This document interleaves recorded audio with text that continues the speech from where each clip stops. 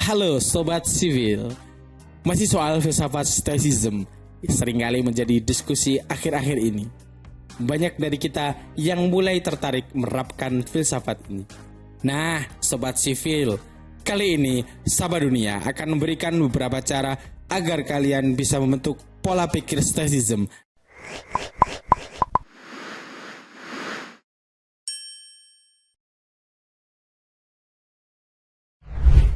Bagaimana kita mampu lebih fokus dengan apa yang bisa kita kendalikan dan mengesampingkan hal di luar kendali kita. Nah, berikut ini adalah cara membentuk pola pikir stoicism. Pertama, bedakan antara hal yang bisa diubah dan tidak. Sebuah praktek penting yang ada di dalam filosofi stoicism adalah tentang bagaimana membedakan hal-hal apa saja yang bisa diubah dan hal apa saja yang tidak bisa kita ubah. Apa yang kita punya dan apa yang tidak kita punya. Contoh nih, hal-hal yang kita punya adalah tinggi badan, warna kulit, bentuk tubuh, cuaca, dan tanah kelahiran. Dan contoh hal-hal yang tidak kita punya yaitu jadwal transportasi umum yang bisa saja tiba-tiba berubah jadwalnya. Tidak peduli seberapa keras usaha kita.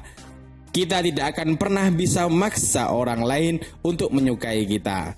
Dan dibanding memikirkan hal-hal yang tidak dapat kita capai, lebih baik kita lebih bersyukur terhadap apa yang sudah kita punya dan kita genggam saat ini. Yang kedua, biasakan diri menyusun jurnal. Apabila kalian ingin memulai hidup dengan menerapkan prinsip stoicism, maka kalian perlu membiasakan diri untuk menulis sebuah jurnal harian. Dalam filosofi Yunani kuno, kebiasaan menulis jurnal tidak seperti menulis buku harian loh. Jurnal harian ini adalah filosofi yang nantinya akan mempersiapkan kalian untuk menghadapi hari-hari di masa depan.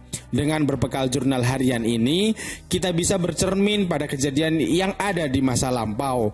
Jurnal tersebut dapat kalian isi dengan kebijaksanaan dari guru, buku, teman, atau pengalaman pribadi. Dengan rutin menulis jurnal pribadi, bukan tidak mungkin kita akan mengenali diri kita sendiri sehingga di masa mendatang kita akan merasa lebih bahagia. Yang ketiga adalah persiapkan diri dan tetap sabar menghadapi segala masalah. Perlu diingat Sobat Sivil bahwa sejatinya hidup bukan hanya tentang hal-hal yang indah dan menyenangkan saja. Akan ada waktunya kita terpuruk, terjatuh, dan juga terluka. Hal tersebut merupakan bagian dari hidup. Hidup dengan menerapkan ilmu stoicism ini artinya kita harus siap dengan sebuah pandangan bahwa sejatinya hidup itu tidak selalu senang dan nyaman.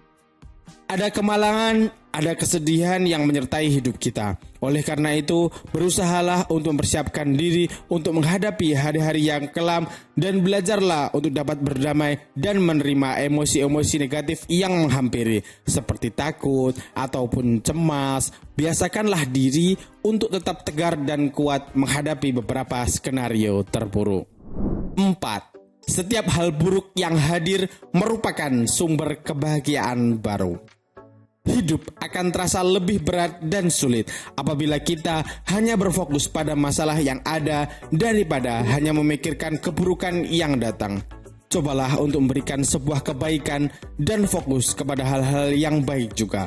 Misalnya nih, dengan membantu seseorang yang sudah membuat kita sedih dan marah, atau mungkin memberikan senyuman kepada orang-orang yang sengaja menyerobot antrian kita dan menyenggol kita dengan sengaja. Di dalam konsep stoicism, kebahagiaan merupakan sebuah hal yang kita ciptakan sendiri.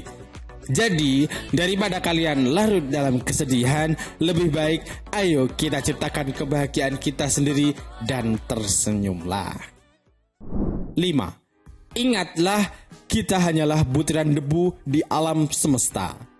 Inti dari sebuah konsep stoicism sebenarnya sangat sederhana. Kita hanya perlu sadar bahwa sebenarnya kita adalah makhluk yang sangat kecil di muka bumi ini. Begitu juga semua hal yang kita hadapi, mulai dari kesedihan, rintangan, dan hal-hal negatif, itu semua hanyalah butiran debu. Perlu kalian ingat bahwa semua pencapaian dalam hidup bisa saja bersifat sementara. Kalian bisa saja sekejap memilikinya dan sekejap pula kehilangan hal-hal tersebut. Jadi, mengapa kita tidak mengganti semua hal buruk yang hadir dengan hal-hal yang baik saja? Cara menjalani filosofi Stoicism di kehidupan sehari-hari. 1. Kendalikan bagaimana cara kita berpikir. Seperti yang sudah dijelaskan tadi mengenai prinsip dari ilmu Stoicism ini, yaitu tentang beberapa hal yang bisa kita kendalikan dan beberapa hal yang tidak bisa kita kendalikan. Kemudian ada banyak ketidakbahagiaan yang disebabkan oleh pemikiran di mana kita menganggap bahwa kita bisa mengendalikan hal-hal yang sebenarnya tidak bisa dikendalikan. Lalu, apa saja yang bisa kita kendalikan? Epictetus mengungkapkan bahwa kita dapat mengontrol apa yang terjadi pada diri kita sendiri. Ketika orang lain melakukan hal buruk terhadap kita, itu adalah hal yang tidak bisa kita kendalikan. Namun, kita bisa mengendalikan emosi dari dalam diri dalam menghadapi perlakuan tersebut. Itu artinya, apa yang bisa kita kendalikan adalah diri kita sendiri, bukan orang lain. Hal tersebut menyadarkan kita pada prinsip dasar dari Epictetus, yaitu bukan hal-hal yang bisa membuat kita marah, namun ini adalah tentang bagaimana cara kita tentang berbagai hal yang terjadi pada diri kita. Apabila kita berpikir akan ada suatu hal buruk yang terjadi pada diri kita, maka kemungkinan besar kita akan dilanda rasa takut, cemas, dan sedih. Begitu pula ketika kita menilai bahwa suatu hal yang sangat buruk sudah terjadi pada diri kita, maka kita akan kesal, marah, dan sedih. Konsep Epictetus mengajarkan bahwa semua rasa emosi yang kita rasakan merupakan hasil dari penilaian kita terhadap sesuatu. Hal yang ada di dalam diri sendiri sebenarnya bersifat netral, sebab apa yang mungkin terlihat mengerikan bagi kita mungkin akan terlihat sepele bagi orang lain, dan begitupun sebaliknya. Sobat Sivil, paradoks Stoicism seperti yang dirumuskan oleh Epictetus mengungkapkan bahwa kita hampir tidak mempunyai kendali atas apapun, tetapi pada saat yang bersamaan kita mempunyai kendali penuh yang potensial untuk kebahagiaan kita. 2. Melatih pikiran. Salah satu tokoh Stoicism, yaitu Seneca, merekomendasikan kita untuk menuliskan hal-hal yang kita rasakan saat merasa kesal dengan sesuatu yang bersifat sepele atau bertindak dengan rasa emosi kepada seseorang yang mungkin saja tidak pantas kita marahi. Dengan menuliskan semua itu, kita akan mempunyai harapan dan berpikir untuk tidak melakukannya lagi di kemudian hari. Selain itu, seorang tokoh filsuf lain yaitu Marcus Aurelius mempunyai strategi lain di mana ia mengingatkan diri sendiri bahwa ia mungkin saja bertemu dengan orang-orang yang sedang marah, sedih, stres, atau tidak sabar.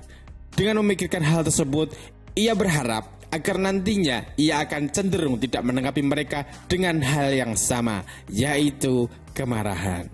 Namun, ia merefleksikan sebuah fakta bahwa tidak ada orang di dunia ini yang melakukan hal buruk di atas dengan sengaja. Mereka mungkin saja korban dari penilaian yang keliru dari mereka sendiri. Dari sini nih, Sobat Sivil, kita bisa menyimpulkan bahwa tidak ada yang memilih untuk tidak bahagia, marah, stres, ataupun sedih. Sebenarnya, itu semua merupakan hasil dari penilaian dari kita sendiri, yaitu salah satu hal yang ada dalam kendali diri kita. 3. Terima apapun yang terjadi. Sobat Sivil, hal lain dari konsep Stoicism yang mengingatkan diri kita sendiri terkait hal yang tidak penting, yaitu menyadarkan kita bahwa dunia tidak hanya berputar di sekitar kita saja. Seperti yang dikatakan Epictetus, yaitu kita mengharapkan bahwa semesta akan memberikan hal-hal yang kita inginkan, maka yang akan kita dapatkan justru kekecewaan.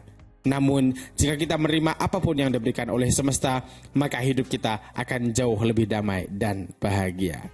Nah, gimana nih Sobat Sivil? Udah mau melaksanakan pola pikir Stoicism belum?